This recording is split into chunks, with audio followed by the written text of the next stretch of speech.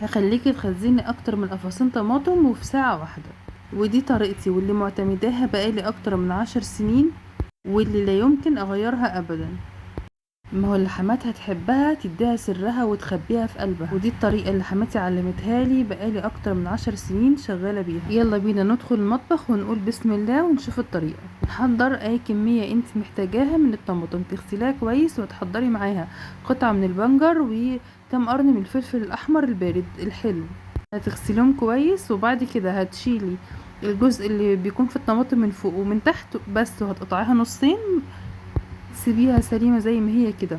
تخلصي الكمية كلها وتنضفي الفلفل وتنزليه، وكمان قطع البنجر تقطعيها وتنزليها وترفعي وتغطي الحلة وترفعيها على النار لحد لما الحلة تغلي وكل الطماطم اللي فيها تستوي بالشكل ده. تسيبيها تبرد علشان ما تكونش سخنة على الخلاط اللي هتستخدميه، او تضربيها بالهاند بلندر، وكده بتكون ناعمة جدا وسهلة، وتعبيها في اكياس وتخزنيها.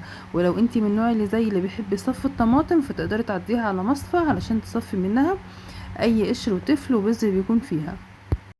وده شكل التفل والبذر اللي طلع منها، اكيد ما بيكونش لطيف جدا خالص في الاكل. افضل انك تصفيها وبعد كده تعبيها في اكياس تلاجة وتدخليها الفريزر، او تعبيها في برطمانات وبرده تحتفظي بيها في الفريزر، بتكون جاهزة معاكي تستخدميها في اي وقت. وكده الفيديو بتاعنا خلص. لو حاسه انك استفدت من الفيديو ما تنسيش تعملي لايك واشتراك في القناه.